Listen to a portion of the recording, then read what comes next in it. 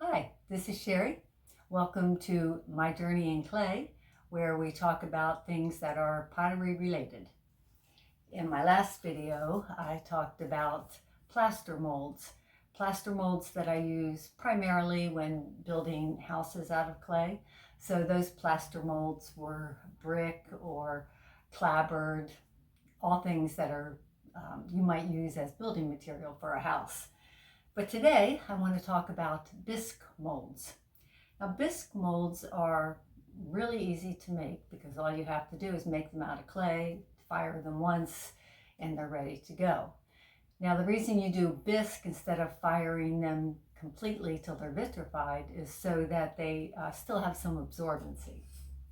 So the ones I'm going to talk about today, first we're going to talk about small ones that are super easy to make, last forever, and you can do all sorts of things with them. For the small ones I have here, I actually do have one that is house related for shutters. What I'm going to do is I'm going to press each of these in. So this one is for shutters. This one is a little heart that I cut out and then put some clay around it. And I'll show you how to do these. Just want to give you an idea of what they look like first. These I really like. These are just squares with little designs on them, or triangles. Actually, not triangles, diamond shape with a design on it. And for these, what you can do is you can make a pattern all across your object. You can do, whatever you want there. So I'm going to do just a couple in a row to give you an idea. This would be one of the diamond shaped ones, which is just a piece of clay with lines across it. But it looks, really nice when you go to make a pattern with it. This is another square one, and I'll hold this up in just a minute for you to see what they look like. This one I tried to get a little bit fancy, giving it more depth by putting another piece of clay on top of it. But honestly, it's okay, but it's not as nice as I thought it was going to be. Okay. So here are all the shapes that I made using these small bisque molds. And I'll just show you briefly. I mean, it's easy, but I'll just show you how they were made. So for example, in this case, I took a small piece of clay. You don't want it too thin because then, every time you press it down, it might have a tendency to break. When I have a square cutter, so I'm going to make a square one, I put plastic over top of it, and that way when I release it, the edges are already smooth. So that turns out really nice. So what I would do is just take this little piece of clay, make a design on it. So this is an old super glue tube, which is one of my favorite little tools to use because it has a small tip here so that it makes a small impression. So I'll just put lines across here.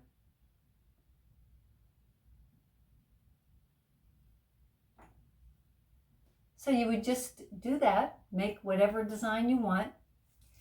Then I take the clay, roll up a little handle, scratch it, vinegar it. I mean, usually I use a scratcher, but this is what I have right here right now. And this clay is very soft. Scratch the other side. I would use slip, but I'm not today, just for purposes of showing you. And there we go. After you fire this, it's ready to go. Another thing to think about when you're making these types of little bisque molds is that what you're going to make is going to be the reverse. So I think, let me see if I have a flower here. Here we go. Okay, this is one I made where I just took little balls of clay, attached them in a flower shape. So when I use this and press it down, let me show you in a small piece here. This is what it looks like, which is fine. But what if I want the reverse? What if instead of concave, I want it convex? In that case, I need to think, okay, I need the reverse. The mold needs to be the reverse of what I want it to look like on the clay. So to do that, this is what I would do. I would take a piece of clay. Since this is round shaped, I would probably make it sort of round like this. So here I have my clay. I've done this little flower shaped thing, pressed it in. Then I would sort of round out the edges a little bit. Then take just some scrap clay here. Again, I'm going to show you an example, but I would scratch it, vinegar it, or not vinegar, but slip. Actually, I said vinegar because I used to use vinegar all the time for attaching. I still do sometimes, but I found that really slip or vinegar, either one really kind of seems to be okay. But at any rate, I would attach it, and then I would have this as a mold. Now what I did was, I made one earlier. I have not bisque fired this yet, but it is hard, so I think I can probably give you an idea and show you an example. So I'm going to cut this little piece here, and hopefully this will work. As I said, I haven't bisque fired this yet, so but it is a little bit hard. I think, and this clay is fairly soft, so I'm going to press down.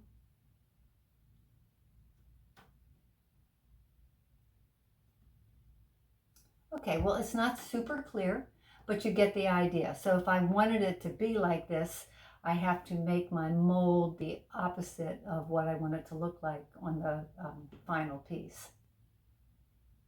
Yeah, there's no detail there. I don't know if I can get that. Let me try it one more time. I just want to, if I break it, I break it. It's not really, I'd like to see the detail though. Nope, still no detail. I guess it's just not hard enough, but you get the idea. So let's set these aside.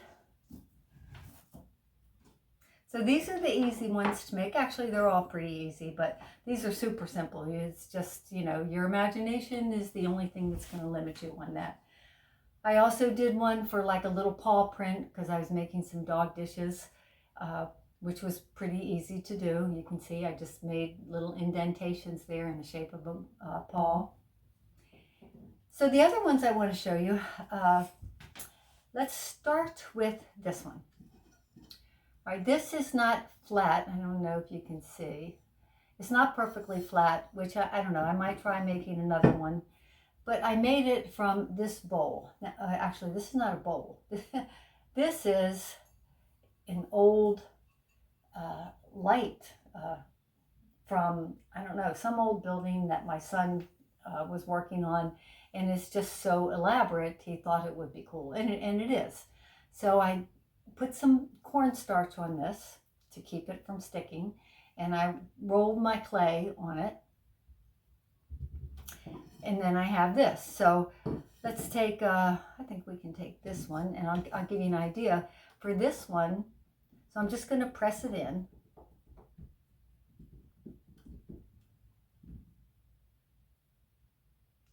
And there you go. It's pretty intricate, I think. So what I've used this for is attaching, making a link that I then attach to a bowl or a dish. So I have an example here. One I've already fired. I'm not super happy with this. I feel like the glaze I used did not account for the depth of the clay. I should have used something that would show the texture a little bit more. But anyway, that's this. So I have another bowl that is not fired yet. This is just bisqued. And so you can see what I did was I cut a slab of clay, put it in my mold, pressed it in my mold, and then attached it to the bowl, to the top of the bowl. So I'll use a different glaze for this, and hopefully it will show off the pattern a little bit better. Well, I'm sure it will. I'll use a different glaze. So that's this one. This is one I know we've all thought of. You know, when you first start with clay, or at least I did, and I know a lot of other people that I know, you're just so in love with the way that you can make impressions with clay. You're just in love with that way that clay can take upon any object, the texture or the shape of any object. It's the, you know, whatever properties that object has, you can sort of make the clay have it. So flowers, leaves, those originally, I still like them, but especially when you're first working with clay, I find that most people just love those. So I got two Queen Anne's lace, two flowers. Queen Anne's lace, I know it's supposed to be a weed, but honestly, I think it's beautiful. I really like it. So I did this mold of the Queen Anne's lace. So I'll show you the mold. This is the mold where I pressed it into the clay and then just fired this piece. And this is when I use this press mold. Now, for this particular press mold, I like the way that this turned out, but honestly, I really like, better than that, I actually like to just press the flower itself into the clay for this. I think the intricacy of the flower really lends itself more to being concave on the piece of clay. But this is nice. Okay, this one, this is from lace, which is another thing that, you know, especially, you don't even have to first be starting out in clay. Lace is just wonderful to be making an impression in clay. For this, what happened was I have this piece of lace, which you can see it doesn't even sit up straight. And when you impress that into the clay, it's very pretty, but you do need something to sort of fill in those impressions to really get the most out of it. So I wanted this lace, but I wanted it to be convex, really, you know, so that I could see it better. So I think I'll just do two of these and give you an idea. Okay.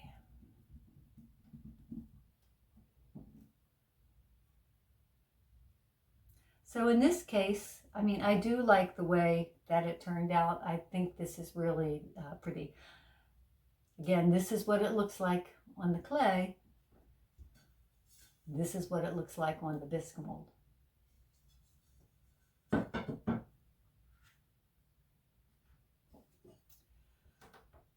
This one doesn't look like much, but I actually use this quite a lot. For this one, I sometimes like to put extrusions, add extrusions on objects for added interest. So I have these, which I'm sure you can get these little extrusions. I think, I was going to say $10. They've probably gone up. They're probably $10 or $15 now, but they come with all sorts of shapes that you can press the clay out into. I will also sometimes squirt, just because I've used these quite a bit, I'll squirt just a little tad of water in there if I think it's dry. Just roll your clay up.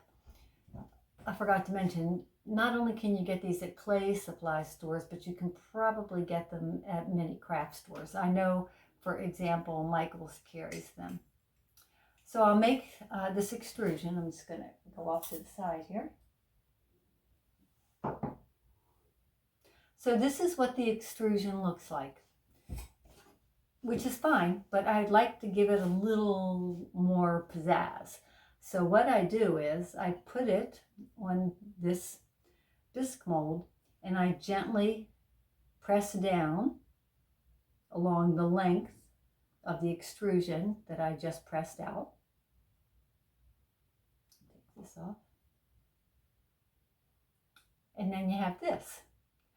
And so this I'll make me like this or whatever. I'll do all sorts of things with it and attach it to a piece. So I'll show you an example of that too. Okay, so this is the lid to a butter dish. And you can see that it's got these extrusions along here. I also did them along the edges. But if you can see, it looks nicer and definitely more intricate than just that plain extrusion. The plain extrusion is nice, but this looks better. Okay, then I have one more mold that I want to show you, and then I'll talk just a little bit about what you use.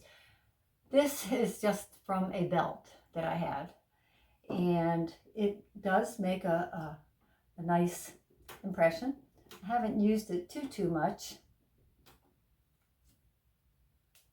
but you can see it does do well. And that was just a regular old belt, one of those old leather crisscrossy type belts. All right, so I want to show you two other things.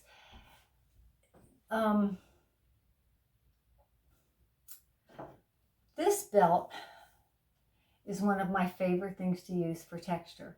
So what I want to let you know, all right, so I'm going to put this on the clay. Usually I will, if I'm using this belt, usually I will use a roller to press it in, but for demonstration purposes, I'll just press it.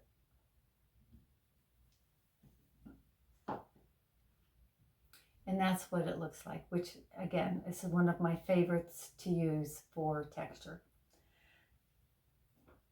So when you're looking for something to make for texture, what I want to talk about is you have to experiment a little bit, because sometimes you'll see something which is really cool, or you really like it for whatever reason, but sometimes it doesn't transpose that well to clay. And I want to show you one example I have of that. So I got this lace. I'm always on the lookout for lace. And I thought that it would be really nice. So I'm gonna flip this one over and get my roller, because this one I do need to roll. So I thought this would be really nice, and it's not bad, but what happens is it's so light that it ends up not, I mean, you can see it, I guess, here, but it's light, and it doesn't show that well in the clay because it's light.